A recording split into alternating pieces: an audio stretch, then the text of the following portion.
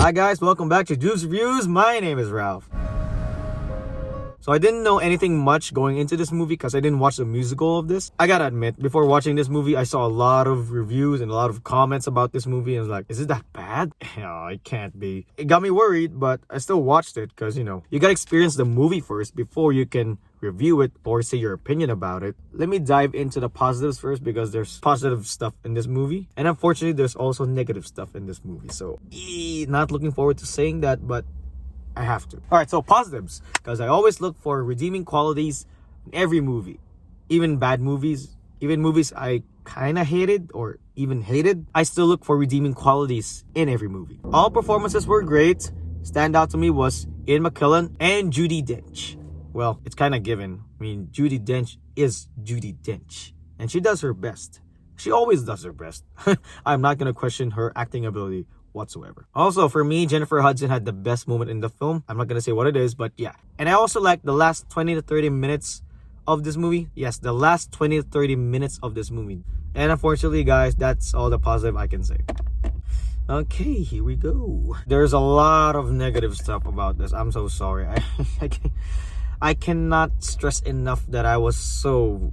I don't know what happened. I was looking forward to this movie because I'm a huge fan of Tom Hooper, the director of this movie, because he directed two of my most favorite movies of all time, which is The King's Speech and Les Miserables. So here we go, the negatives about this movie, which is like 80% of the movie. There is very lack of plot in this whole movie. And when I say that, because the plot of the movie occurs in the last 30 to 20 minutes of this movie. Like what I said about the positives about this movie. The actual story happens in the last 30 to 20 minutes. The actual conflict. And did you really have to make us wait for that? So, the CGI. Oh, we are gonna have some fun with the CGI. So, the computer-generated imagery of this movie is very mixed for me because some scenes I'm convinced that it's good. I can buy that they look like that they're actually humanoid cats. They're anthropomorphic cats. So sometimes it's good on certain angles. Overall, not. It was very unsettling to see the CGI cats mixed with the actors' faces. I don't know, when I first saw the first trailer, I wasn't convinced. Well, I was surprised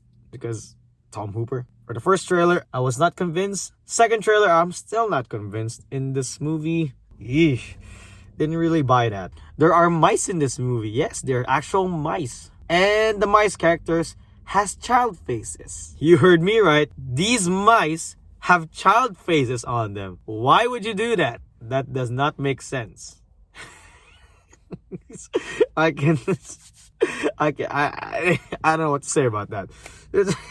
And the CGI on them was not even good. Yes, actual faces of children pasted on mice. And there are also cockroaches with human faces.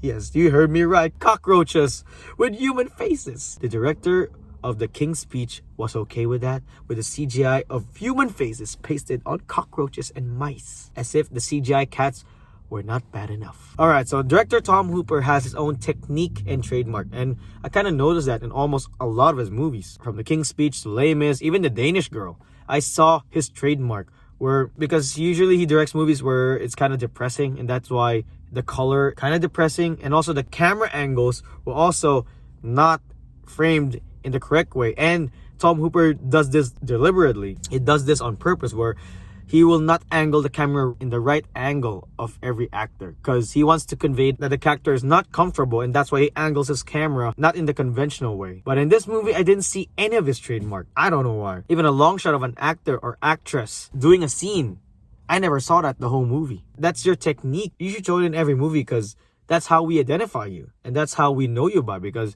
it's your trademark. And in this movie, I never saw his trademark, not once. And this movie got boring. Yes, it got really boring. You wanna know how boring it is? It's like I was looking on my phone. Like, oh, the scene's still here. Okay. I get the scene, but okay. Alright, fine. Okay, what's the next movie to review? The scene's still here. Oh, okay. Anyway, you get my point. That's how really boring it got. This is one of the most surreal films ever. This movie is really surreal. I mean, it's cats dancing on like ritual. Like, you guys gotta experience this movie. For me, the biggest problem of this movie is the pacing. Yes, the pacing. where every scene should be and how it is supposed to be long or short or how it's cut. That's the pacing. So the problem with the movie is this movie introduced a new character every time there's a new song. All right, okay, the first song, okay, characters, new characters. Okay, second song, oh, new characters. Okay, third song, wait, you're still introducing characters? Whoa. Fourth song. What, are you kidding me? Yes, I was like that in the movies. Like, you keep giving me new characters. And some of these characters you introduce sometimes don't even do a lot in this whole movie. They have a song. They don't do much for the whole movie. It's like, alright, you introduced enough characters. Give me something. Give me a story. But nothing is happening. I swear, this is true. I swear that this movie spends an hour and 20 minutes of its runtime introducing new characters. Characters that I don't even know why they need a long introduction. They need a whole song number to be introduced. If you're gonna do that for like an hour and 20 minutes of the movie, that's not good pacing. I don't know who made that call. I don't know if it was the actual play that did that, but it's not exactly a good pacing for a movie. The actual story happens in the last 20 to 30 minutes of the movie because they dedicated the whole movie introducing new cat characters. Yes, I didn't actually relate to any of those characters, actually. The main character, which is Victoria, she did okay. But the thing is, she's the main character and she only has one big moment in the movie. We has one big musical moment in the movie where she could have dozen. Like in Les Miserables, Jean Valjean, he had a lot of moments to prove himself. In this movie, the lead character had one musical moment. Oh, I'm so sorry. I'm really sorry. I mean, I don't hate this movie. It's just that there's so much that could have been done right. There's so much that could have been done right. And yet, I don't know why this was the movie that was made. Especially with the CGI from the trailer. It really got me not hooked anymore. And then the actual movie came in. And alright, that being said, I still respect Tom Hooper as a director. I still respect all the actors. Because for me, I respect the filmmakers. Because the way to make a movie requires a lot of inspiration, hard work, and dedication. Sadly, this movie does not fall into, my most favorite movies of all time. But yeah, still respect to all the people who made this movie. I mean, good effort to them. So I'm gonna give this movie... It's kind of hard for me because I really like Tom Hooper as a director. He did a lot of good films. And thank you guys for watching my reviews. Please subscribe to my channel. Watch my other reviews. Yes, I'm gonna review Star Wars too. So, watch out for that. And God bless you.